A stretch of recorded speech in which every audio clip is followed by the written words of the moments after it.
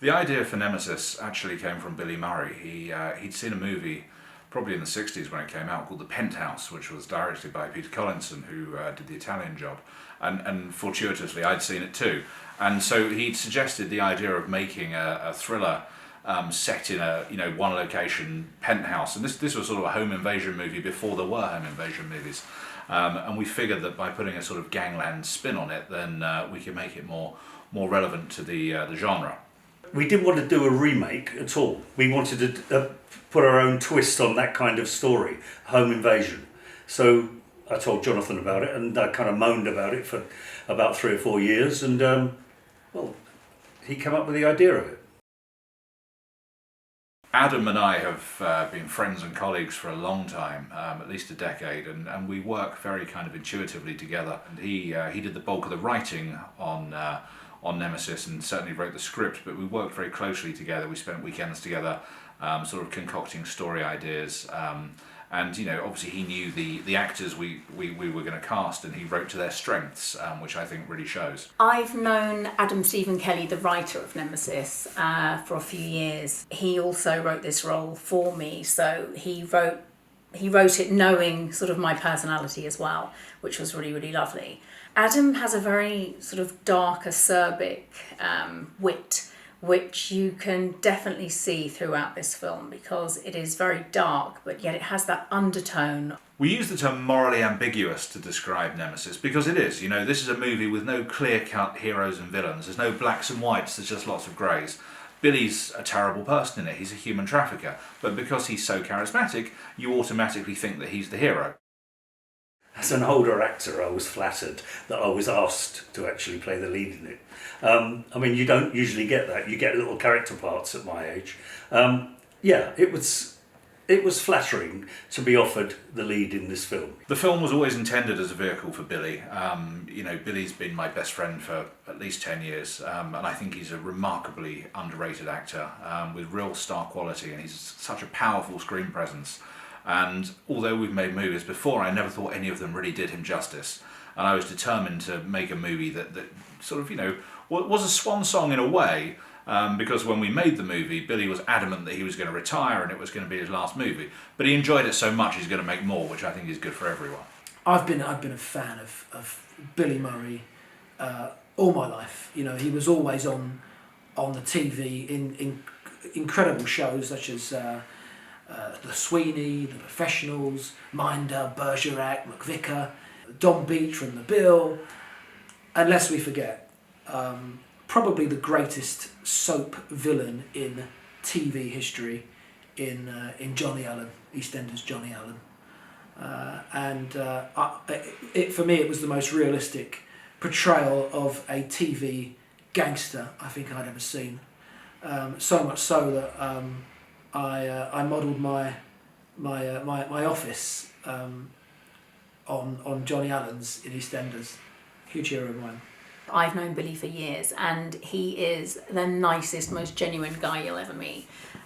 He's so lovely. So working with Billy was just, it wasn't really work. If Billy's career had gone differently and he'd moved to LA, I think he would have been in all the American gangster movies that he loves. He certainly has this De Niro type quality. He has a very dangerous stillness. And he's a remarkably handsome man. Irrespective of his age, he's still a head turner, and those dazzling blue eyes, are very, very distinctive, and he's exceptionally charismatic. The guy is nearly 80 years old. I am 30 years younger than him, and yet we kind of look like we belong together. We don't look too much different in age. He looks amazing, and he really is, and everybody loves working with Billy. I come from a place called Canning Town. It's the hub of the East End of London. That and Bethnal Green and Ilford and Plaistow. Lots of the characters around there have gone on to be famous or infamous. So yes, I have met so many different kinds of characters that I can draw from, and I still see them every day. Well, I've been friends with Jonathan for about 10 years. I did a film with him called GBH, which was a film I was very proud of. And then we've been teetering around doing something for many years, and we sort of spoken about doing horrors before. and he called me up with this film which had sort of like a dark element to it, which was a bit horror-like. So he thought it might suit me. So he sent me over the script. I thought it was a really exciting script. It reminded me a bit of You're Next, The Purge, The Strangers, which had that sort of element to it. And I knew it would have a really good cast with him as producer. So we sort of went from there. James brings a real horror movie sensibility. His background and his passion is kind of darker movies. And when we were thinking about directors for this project, I really liked that. He'd written a picture that I produced some years ago called Riot, about the London riots, and it was quite a dark drama. And I wanted to bring that. I didn't want a gangster sensibility. I wanted a kind of horror sensibility because the home invasion component of this film is very important. And I think he really nailed that. I don't think I've worked with someone who's more passionate than James Crowe. And he directed it with passion. We tried to make it very much look like a gritty drama. We spent a lot of time, me and Jonathan, talking about how we wanted it to sort of come across. So it's got that sort of gangster, gritty drama feel, but at the same time, the second half is much more sort of horror, high tension, thrillery. And I think it's an exciting movie because it's got those two elements to it in two parts, and I think it comes across really powerful in the film. One of the things we're sort of constantly trying to do with these British gangster movies is make them into sort of proper films. It's very easy to just have movies that are set in sort of nightclubs and strip clubs and people shouting and swearing at each other and hitting each other with bottles. But we're trying to do something a little bit more sophisticated because, the audience for these movies is actually not stupid. They know what they like and they like quality and they recognise quality, and it's very hard to pull the wool over their eyes. When we were writing the script, we started out with Billy and Janine. We were always, their roles were very much written for them. And the other actor whose role was written for him was Nick Moran. I've been a massive fan of Nick since Lock, Stock, and over the years he's become a very good friend. And I've always thought that he's sometimes sidelined in these movies, and he's very clearly a leading man. He really is. Nick should be in much bigger movies. He's very charismatic and he's an exceptional actor. Be it on stage or on screen. He really is, the camera loves him and he brings real sort of power to his performances. And I think, what he does in this movie is he kind of runs the whole spectrum of emotions. He's tough, he's broken, he plays a drunk really well, which is very hard to do without resorting to cliche. And I think he's kind of the glue that holds the movie together, the dramatic glue. And the scenes that he does with Rupert Holiday-Evans and with Ricky Grover, in other hands they could become quite boring drama scenes, but you can't take your eyes off them. They absolutely crackle with intensity, and Nick really does hold the screen. I was exceptionally pleased to know that Nick Moran was going to be in it. I've always admired his work. I loved him in Lock, Stock, and he's an in-depth actor. You know that he's thought about what he's going to say. He's a bit like that in real life, actually. I found him enlightening, easy to work with. I knew I had to learn my lines when I was with him because I knew he'd come on set with a sort of mouthful of words and I wouldn't if I wasn't careful. I liked him and I like him as an actor.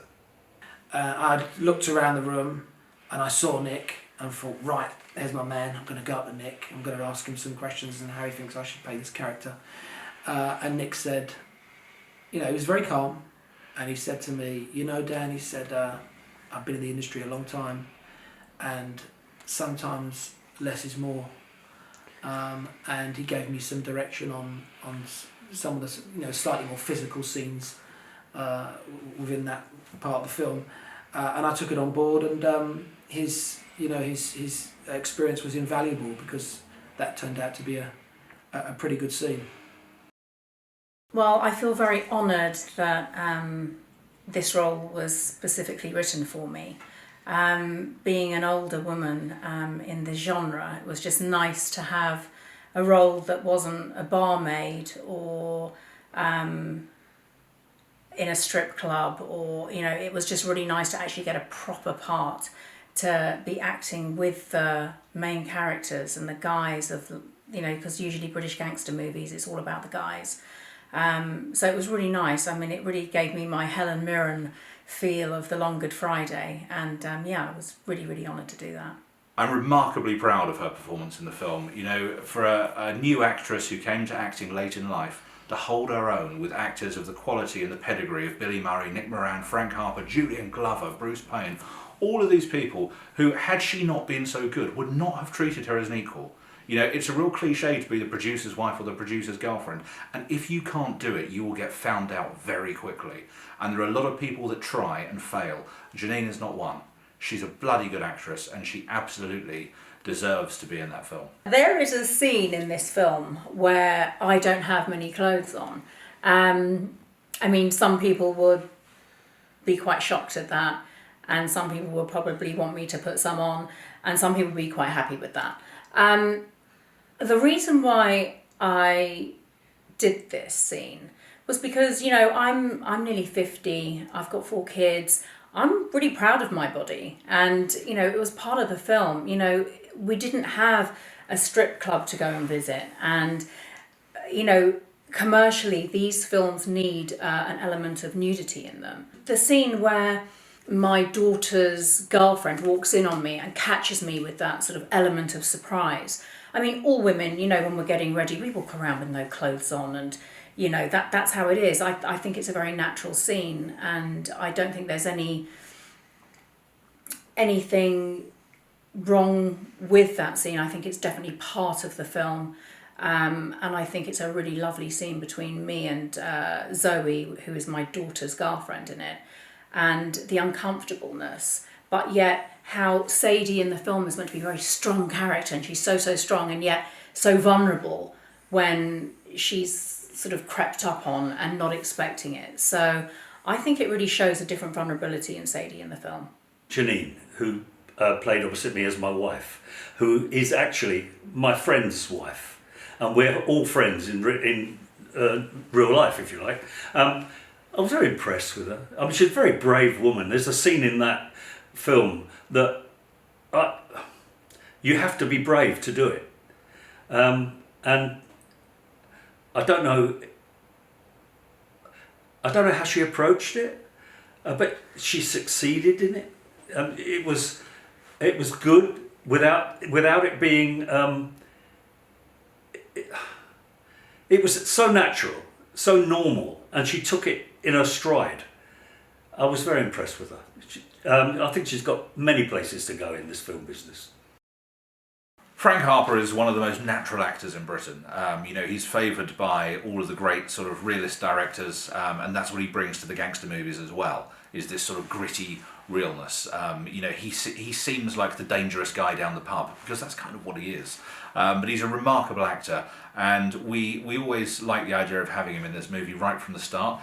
I wasn't sure if he'd do it, because he's very picky. You know, when we shot the movie, he hadn't made a film since St George's Day, which he also directed. And he doesn't just turn up and let you use his face on the poster. You know, he really has to engage and care.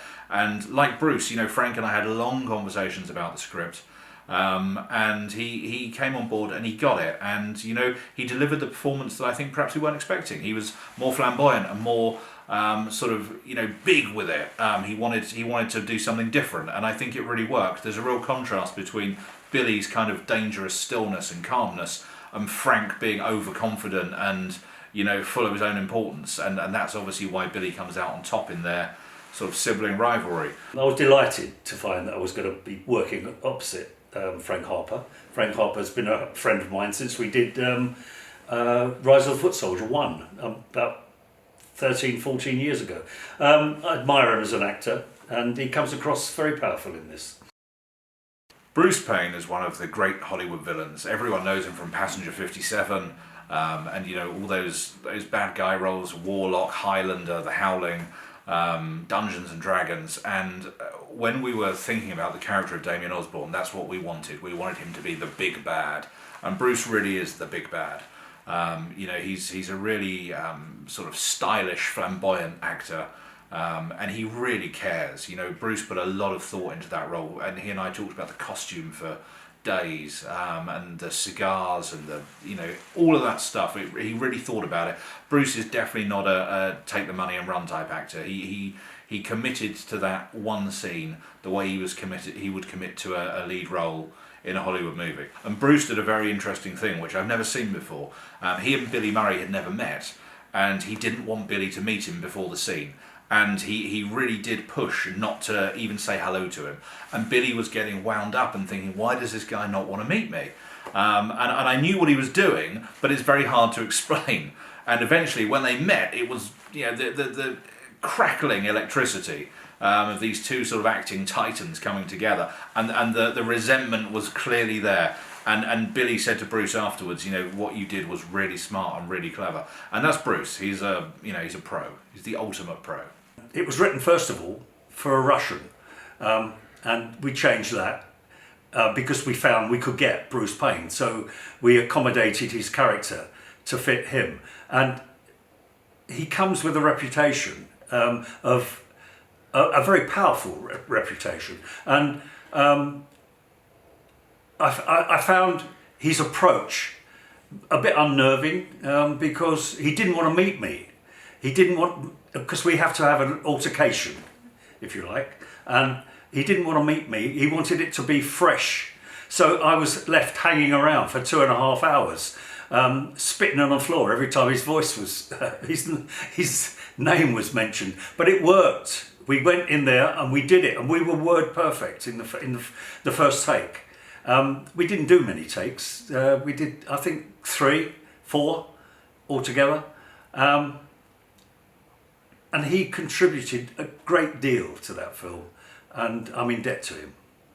The Bruce Payne scene, which I said was one of my favourite. I mean, it was also because Bruce is like a real method actor, and Billy's more like a let's go and get on with it actor.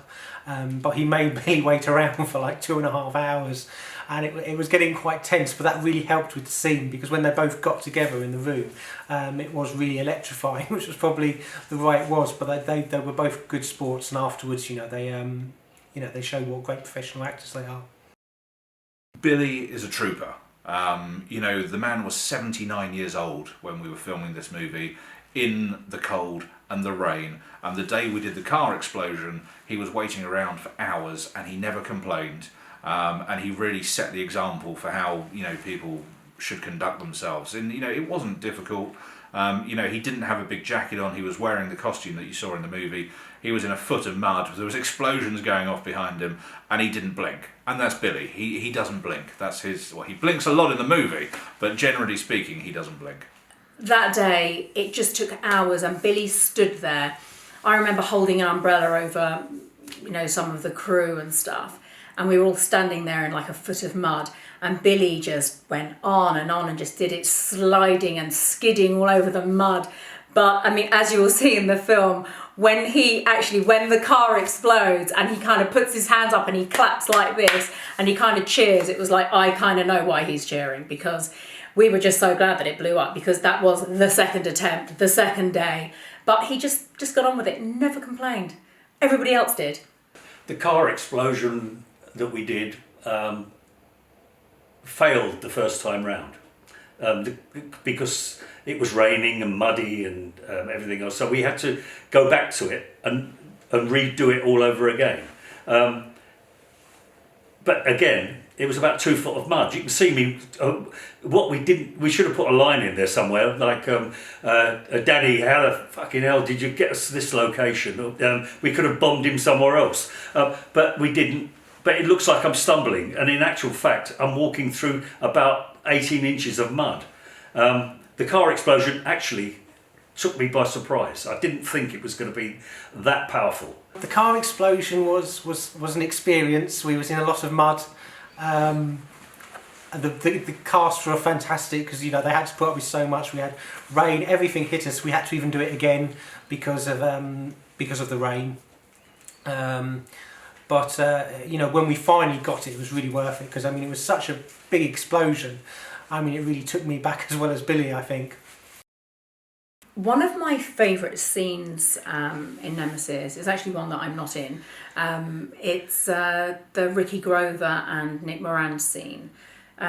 Ricky Grover plays a barman that Nick goes back to see, and Ricky Grover's character knows Nick's dad from many years ago and knew Nick when he was growing up. and it's just a really beautifully shot scene. It really is acted so well by Nick. I literally hang on to every word that he says, and the music, the score in that is brilliant. The whole film has been scored, and the music is fantastic all the way through. But this particular scene, it really is wonderful. The role that Ricky Grover played is really a cameo, and I was very grateful that he came and did it. He's an old friend, and it's a very important role because it allows us to tell the story of Nick Moran's history with Billy's character. And it would be very easy to get a kind of, a smaller actor to come in and do that, because then it would just be one-way traffic in the scene. But Ricky makes it two-way traffic. He's a remarkable actor, incredibly subtle, nuanced, brings a real kind of grit and an intelligence to a role like that. Playing the barman is easy, but playing it brilliantly and making the role resonate is unusual. And Ricky certainly did that, and we were very, very lucky to have him in the movie. The thing that really sort of held us back whilst making the film, prolonged it if you like, was the pandemic. It was almost impossible. We obeyed every rule. It was suffocating, actually, having to do it and then whip your mask off and then act and then put it back on again. The pandemic is a fucking nuisance. Shooting during the pandemic created its whole own set of problems, with the social distancing and the masks making communications difficult, the constant checking of temperatures and COVID tests and all those things. But we managed to pull it off. Of course, there are things that we would have done differently had we not shot during the pandemic, but I think given what we achieved in a remarkably small amount of time, and in those trying circumstances, the film holds up incredibly well. One of the things that Adam and I talked about was originally was having no clear moral kind of compass for any of the characters in this. When we were writing it, we were right in the middle of the Trump administration, and here's a guy who's the biggest loser in the world, but he's also the biggest winner in the world. And we thought, this is it, we're writing a gangster movie for the Trump generation, and I think we pulled that off in the movie. The scene at the end where Billy gets his girls to come and hold down Lucy and help, and the family strangle her together, is a very important scene, and it shows that actually, they're not the heroes, they're actually really bad people. And when Adam first came up with this idea, I wasn't sure. I thought, 3 people strangling one, it doesn't sound quite right. But he was absolutely right. And when Nick, poor old Nick, was laying on the floor watching this happen, because he was dead in the scene, and he came to me afterwards and he said, you know what, when I read it, I didn't understand the script. I didn't get what the moral point of it was, and I thought the girl should have won at the end. But when I watched the 3 of them killing her, I understood what it is. There are no good people in this movie.